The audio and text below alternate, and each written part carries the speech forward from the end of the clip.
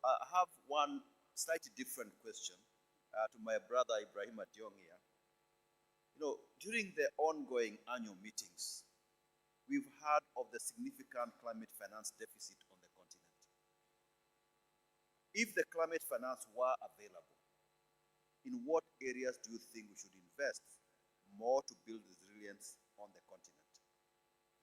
Well, thank you very much, Vice President Kevin.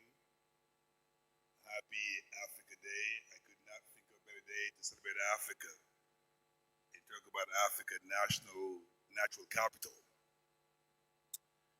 Now, what I want to focus on is what I call the adaptation and resilience of the continent, because of something that we contribute less than 4%.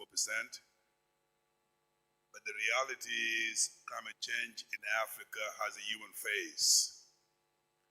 And that human face is a tropical cyclone in Madagascar,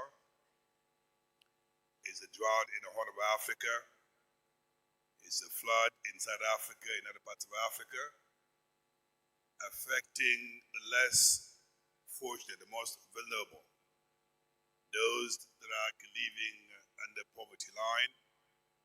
It affects their life, it affects their security. And the question is, in the conversation about climate change, let's not lose sight of that aspect, because eventually, these are the people actually we need to protect. These are the people who actually need to make sure their life and livelihoods are protected. So the question that you asked, Kevin, if money was available, where would I put the resources? I think number one, in each of the African countries that we deal with, unfortunately, many countries don't have what I call a national climate investment plan, whereby you could move away from plan to a project in which you can put money into. And that's why I'm delighted the African Development Bank is spending a lot of resources in helping African countries to actually put together these investment plans, whereby when the billions of dollars are available, we can actually channel those resources to where is needed. I think second, and this is something extremely important, early warning systems save lives.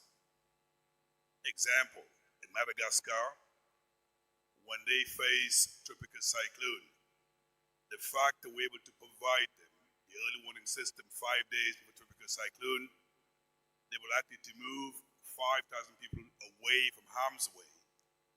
If that early warning system was not available, probably we'll be losing more life in Madagascar. So the question, how do you scale up that instrument in a way that across Africa, these early warning systems are accessible to government in a way they can make policy decisions and eventually actually save lives? And you can say the same thing about flood in South Africa. You can say the same thing about a drought in the Horn of Africa.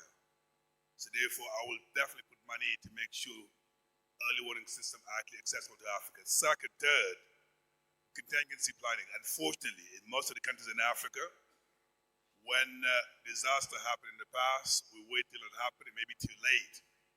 So the question is, how do we make sure we can beef up the contingency planning for our member states in Africa in the way we can anticipate and deal with disasters before it occurs?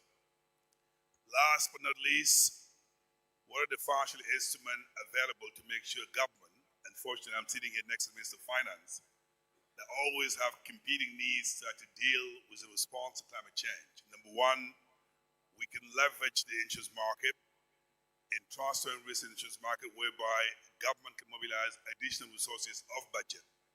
So your first response is actually funded to the insurance market. Second, there's so many social safety net, contingency funding, solidarity funding, that I believe the African Development Bank and the AfDBs can actually mobilize and make sure that when there's a disaster in Africa, no one is left behind, so we can save lives. So therefore, Kevin, to your questions, if money was available today, I will involve in policy, in planning, in preparing African countries, and making sure we beef up the response of our continent, so that in the case of disasters, the human face is not left behind, so we can protect the life and livelihood of Africans across the board. We have ability to scale up what I just described in our organization, After 10 years of operation, we provided about $1 billion worth of coverage, $135 million of payout, but also 100 million people protected. We could do more with the African Development Bank. Thank you very much, Ibrahima. Let me extend the same